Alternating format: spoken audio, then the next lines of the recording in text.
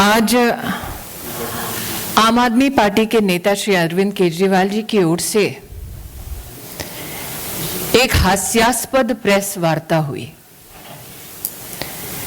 जिसमें उन्होंने ये क्लेम किया कि 5 में से 4 राज्य हारने के बाद आम आदमी पार्टी की लहर है। हास्यास्पद है कि जिस आम आदमी पार्टी को उत्तर प्रदेश में नोटा से कम वोट मिला, जिस आम आदमी पार्टी की उत्तराखंड में 70 सीटों में से 55 सीटों पर जमानत जब्त हुई, और जिस आम आदमी पार्टी के गोवा में मात्र 6% वोट मिला, उस पार्टी के नेता अरविंद केजरीवाल जी देश के यशस्वी प्रधान सेवक नरेंद्र भाई मोदी पर कटाक्ष कर रहे हैं। कटाक्ष करने का कारण कि वो दिल्ली में निगम का रिफॉर्म, उसका समर्थन नहीं करना चाहते। रिफॉर्म के विरोध में अरविंद केजरीवाल स्वयं उपस्थित होंगे, यह शायद दिल्ली के नागरिकों ने कभी सोचा नहीं था। लेकिन दिल्ली के नागरिक वो नजारा भी देख चुके जब अरविंद केजरीवाल जी ने स्वतः नगर निगम का गत 7 वर्षों में 13,000 करोड़ रुपया रोक के रखा, ताकि निगम अपने कार्यों में विफल हो। आज पूर्ण विनम्रता के साथ जिनकी यूपी में नोटा से कम सीट आई, उत्तराखंड में जिनकी जमानतें जब्त हुई, ऐसे अरविंद जी से मेरे कुछ सवाल हैं। क्या अरविंद केजरीवाल जी जानते थे कि दिल्ली में नगर निगम के उच्च अधिकारियों ने, प्रतिनिधियों ने पिछले साल ही रिफॉर्म की दरकार को व्यक्त किया? क्या अरविंद केजरीवाल जी इस बात को स्वीकार करेंगे कि दिल्ली सरकार जानबूझकर 13,000 करोड़ रुपया दिल्ली में नगर निगम को ध्वस्त करने की मंशा से रोक कर बैठे हैं? क्या अरविंद केजरीवाल जी ये जवाब देने की कृपा करेंगे कि क्यों उन्होंने दिल्ली में सफाई कर्मी एवं सफाई व्यवस्था के फंड को निगम की परिधि में रोक कर रखा है? दिल्ली में जिन पार्क्स में शहर के बच्चे खेलने के लिए इच्छुक हैं, बुजुर्ग व्यायाम करने के लिए इच्छुक हैं, उन पार्कों के मेंटेनेंस का पैसा क्यों अरविंद केजरीवाल जी रोक कर बैठे हैं? झुग्गी झोपड़ी में गरीबों की दुहाई देने वाले अरविंद केजरीवाल जी 7 साल से नगर निगम का वो पैसा रोके बैठे हैं जिसके माध्यम से जे क्लस्टर्स में विकास का काम गरीब के लिए हो सके। यह अपने आप में स्तब्ध करने वाली बात है कि निगम के माध्यम से गांव के विकास के लिए भी जो पैसा दिल्ली सरकार को देना चाहिए था, वो पैसा भी जानबूझकर अरविंद केजरीवाल जी समाप्त कर चुके हैं, और उसका विरोध दिल्ली नगर निगम की ओर से कई बार उनके समक्ष हो चुका है। हम सब जानते हैं कि कम्युनिटी सेंटर्स में गरीब चाहे किसी भी समुदाय का क्यों ना हो, परिवार में बच्चे के जन्म का उत्सव मनाने का प्रयास करता है, गरीब की बेटी का ब्याह ऐसे कम्युनिटी सेंटर्स में हो, ऐसी अभिलाषा समाज में रहती है। निगम के माध्यम से ऐसे कम्युनिटी सेंटर्स में सेवा देने का प्रयास होता है, लेकिन अरविंद केजरीवाल जी कम्युनिटी सेंटर का पैसा भी रोक कर बैठे हैं। वो सड़क, वो गली जो किसी गरीब के घर तक पहुंचती है, वो सड़क ना बने, गली में खुली सुएज बहती रहे, विकास का निगम के माध्यम से काम ना हो, अरविंद केजरीवाल जी वो पैसा भी बंद कर चुके हैं। तो आज अपनी एक प्रेस कॉन्फ्रेंस के माध्यम से इलेक्शन कमीशन की निष्पक्षता पर जब उन्होंने प्रहार किया है, लोकतंत्र की जब उन्होंने दुहाई दी है, तो मैं उनसे अपील करना चाहती हूं कि लोकतंत्र की सबसे मजबूत इकाई और ग्रास रूट पर सेवा देने वाली नगर निगम को 13,000 करोड़ रुपया से अब तक अरविंद केजरीवाल ने जो वंचित किया है, दिल्ली के गरीब नागरिकों की मुसीबतों को बढ़ाने का जो काम किया है, मेरा निवेदन केजरीवाल जी से है कि वो गरीब के झुग्गी झोपड़ी क्लस्टर्स में विकास का काम होने दें, निगम के रिफॉर्म का काम ना रोकें, गरीब के घर तक पहुंचने वाली सड़कों के निर्माण में निगम का सहयोग दें, सफाई कर्मियों का फंड ना रोकें, गरीब जिस कम्युनिटी सेंटर का महत्व समझता है उस कम्युनिटी सेंटर का पैसा ना रोकें, गांव के विकास को ना रोकें। मैं आशान्वित हूं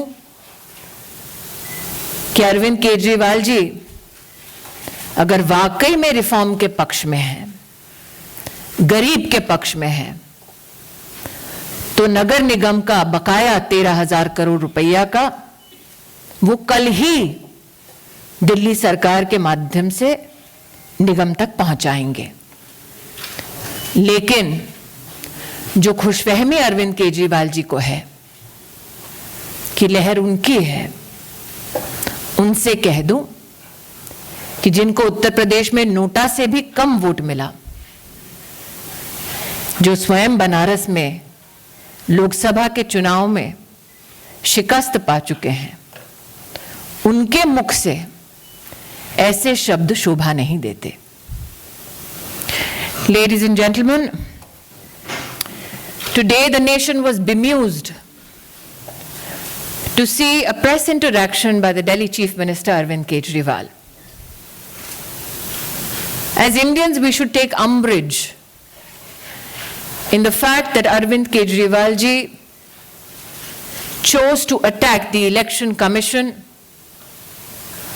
and the electoral process that has been hailed across the world as fair and transparent.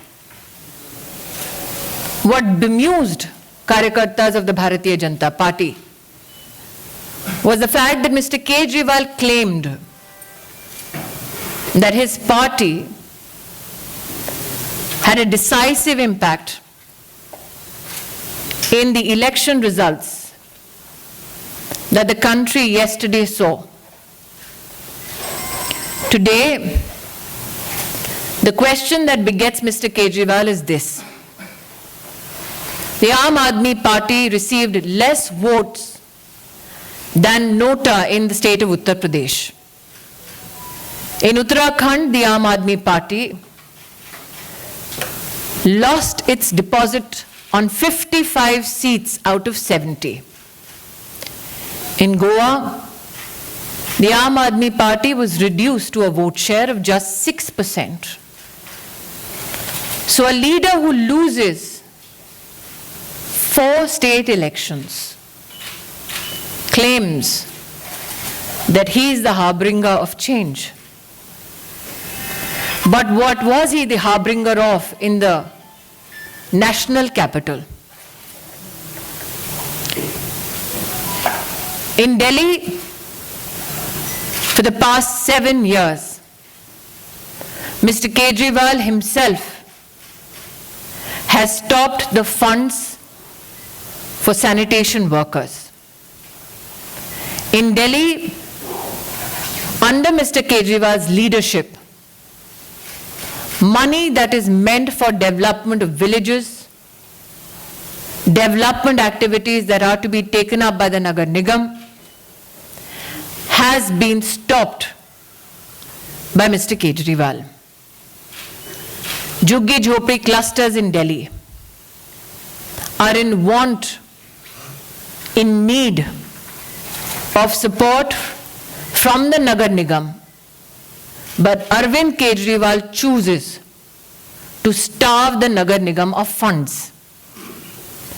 Arvind Kejriwal goes to such depths that he even stops fund flow for maintenance of parks in the national capital.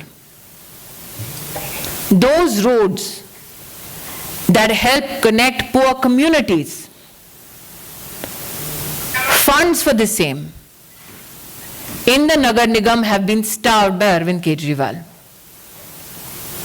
Similarly, community centers where citizens belonging to all castes, creeds and religions congregate for small celebrations like the wedding of a poor daughter, monies for those centers has been stopped by Shri Arvind Kejriwal.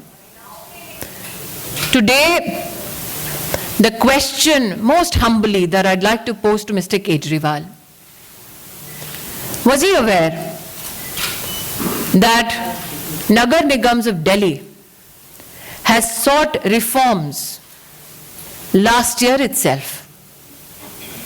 Is Arvind Kejriwal against reforms in local government bodies?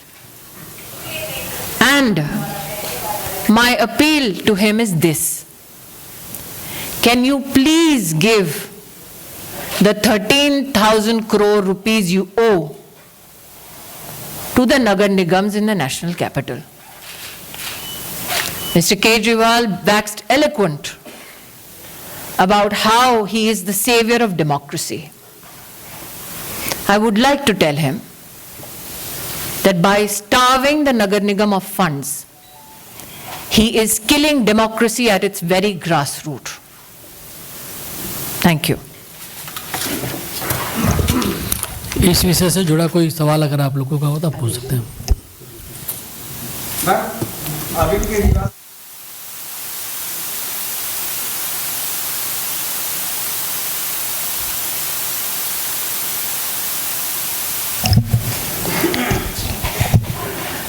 Arvind Kejriwal ji के पास आज भी इस बात का जवाब नहीं कि 13,000 करोड़ रुपया वो जानबूझकर क्यों रोककर बैठे हैं निगम का।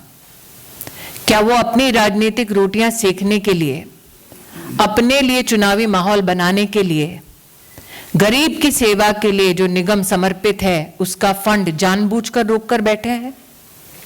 दूसरा, तीनों मेयर्स अरविंद केजरीवाल जी के घर के सामने 13 दिन दिसंबर में 13,000 करोड़ रिलीज करने की मांग के साथ बैठे थे।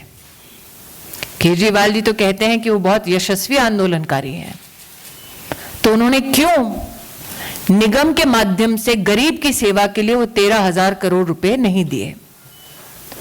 रिफॉर्म की दृष्टि से पिछले साल ही इस रिफॉर्म की मांग मेयर्स ने की थी। प्रश्न उठता है कि आज तक अरविंद केजरीवाल क्यों चुप बैठे इस विषय पर? और जैसा कि मैंने कहा, हास्यास्पद है अगर उनको लगता है कि 55 सीटों पर जमानत जब्त होने का मतलब उनकी लहर है। हास्यास्पद है अगर उनको लगता है कि यूपी में नोटा से कम वोट आना उनकी लहर का संकेत है। मेरा प्रश्न एक बार फिर वही है, निगम के आर्थिक स्वास्थ्य के लिए क्या अरविंद केजरीवाल कल 13,000 करोड़ रुपया जो बकाया है निगम का उसको रिलीज करेंगे?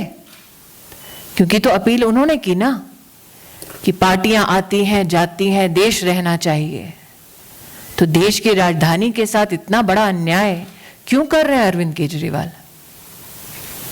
Devendra Prashar, India TV. Question की क्लैरिफिकेशन है, क्या बीजेपी इस बात की पक्ष अभी है कि तीनों निगमों का यूनिफिकेशन हो जाना चाहिए कि भारतीय जनता पार्टी मेयर्स की ओर से जो अपील की गई भारत सरकार को, उसके तत्वाधान में मेयर्स की वो भी पत्रावली है। निश्चित रूप से आप उनसे चर्चा करके उनका स्टैंड ले सकते हैं। मैं क्योंकि केंद्र में कैबिनेट में सेवा दे रही हूँ, इसलिए किसी और इलेक्टेड रिप्रेजेंटेटिव की ओर से मेरे लिए बोलना उचित नहीं होगा, लेकिन उनकी अपील सार्वजनिक हो चुकी है। जहाँ तक कि संगठन से कोई वक्तव्य की आपकी अपेक्षा है तो आदेश जी साथ ही बैठे हैं, आदेश जी भी आपको जवाब दे सकते हैं। यतेंद्र जी, आपने पूछा था? हो गया। मैडम, अरविंद केजरीवाल ने अपने पीसी में कहा कि राष्ट्र बचा रहना चाहिए, केजरीवाल रहे या न रहे, आगे रहे, लेकिन राष्ट्र बचा रहना चाहिए। लेकिन सिख फॉर जस्टिस या एक संगठन है अलगाववादी, उसने आरोप लगाया है कि अरविंद केजरीवाल की पार्टी पंजाब में खालिस्तानियों के सहयोग से जीती। उन्होंने जो एमसीडी पर प्रेस कॉन्फ्रेंस किया था उसमें ये बातें कही, उसी से संबंधित। मैं इतना ही कहूंगी रविंद्र जी, रात को निश्चित रूप से सुधीर जी इस पे कोई स्पेशल करेंगे तो मैं भी उस स्पेशल को देखूंगी। शैलेंद्र जी, मैम, जब से अरविंद केजरीवाल में आया है दिल्ली में, हम देख रहे हैं कि निगम फंड का जो मामला है 13,000 करोड़ का, लंबे समय से दिल्ली बीजेपी उस पे आंदोलन भी करती रही है। क्या कोई रास्ता और नहीं जिससे वो फंड रिलीज कर पाए? रास्ता एक ही है कि वो फंड इस वक्त अरविंद केजरीवाल जी दबोच कर बैठे हैं। आज की वो रिलीज कर दें तो राजधानी की गरीब जनता उनका बहुत बड़ा एहसान मानेगी। आज की प्रेस कॉन्फ्रेंस में जिस तरह से उन्होंने कटाक्ष किया, पता है पंजाब की जीत के बाद दरअसल चर्चा में आना चाहते हैं राष्ट्रीय स्तर पर, इसलिए ऐसे बयान दे रहे थे और ऐसे कह रहे थे कि राष्ट्र रहना चाहिए और पीएम मोदी पे कटाक्ष। अरविंद केजरीवाल जी के कथन पर निर्भर नहीं करता कि राष्ट्र रहेगा नहीं रहेगा। अगर एक व्यक्ति एक जीत के बाद और 4 राज्यों में हारने के बाद अपने आप को राष्ट्र से बड़ा समझ ले तो उनकी खुशफहमी तो जनता ही दूर करेगी। लेकिन मैं अभी भी अपने एक ही मुद्दे पर अड़ी हूँ कि अगर वाकई में राजधानी में गरीब परिवारों की अरविंद केजरीवाल जी को चिंता है तो सफाई कर्मी के जो फंड हैं उसको रिलीज करें, गांव के विकास का फंड को रिलीज करें, गरीब के घर तक सड़क बने मेंटेन हो उसका फंड रिलीज करें, झुग्गी झोपड़ी क्लस्टर का जो फंड दबाकर बैठे हैं उसको रिलीज करें, और वाकई में लोकतंत्र की हत्या ग्रास रूट पर निगम को दबोचकर ना करें। आप पूछिए। एक सवाल है, जो रामनी जो रायबरेली में जैसे गढ़ मारा जाता है वहाँ पे कांग्रेस हार गया और कांग्रेस क्यों खत्म हो गई? इसका जवाब आपको गांधी परिवार देगा। हाँ। अरविंद केजरीवाल जनता के बीच जा रहे हैं और कह रहे हैं कि 15 साल का निगम का कार्यकाल बीजेपी का और आम आदमी पार्टी का कार्यकाल जनता देख रही है, फर्क महसूस कर रही है। बिल्कुल, जनता देख रही है कैसे 7 साल से 13,000 करोड़ रुपया जानबूझकर अरविंद केजरीवाल जी ने रोक कर रखा है। इसीलिए अगर आप जाना चाहते हैं जनता के मध्य में, अगर आप जनता के मध्य में जाना चाहते हैं तो भारतीय जनता पार्टी के कार्यकर्ता भी जा रहे हैं जनता के मध्य में। और अगर जनता के मध्य में जाकर आज दिल्ली का रोष देखना है और विशेषतः महिलाओं में देखना है तो अरविंद केजरीवाल जी की शराब नीति को ही देख लीजिए। सड़कें और पार्क तो ध्वस्त कर रहे हैं, परिवार भी अब ध्वस्त कर रहे हैं। अमित जी, ममता बनर्जी कह रही है कि जो बीजेपी को मैंडेट मिला है वो लोकप्रिय मैंडेट नहीं है और पूरा अपोजिशन को बीजेपी के खिलाफ मिलकर लड़ने की जरूरत है।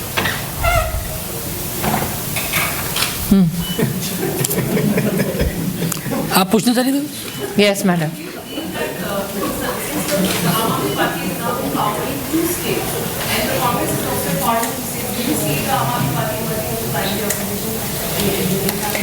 I am absolutely delighted at whoever wants to take up the space of the opposition.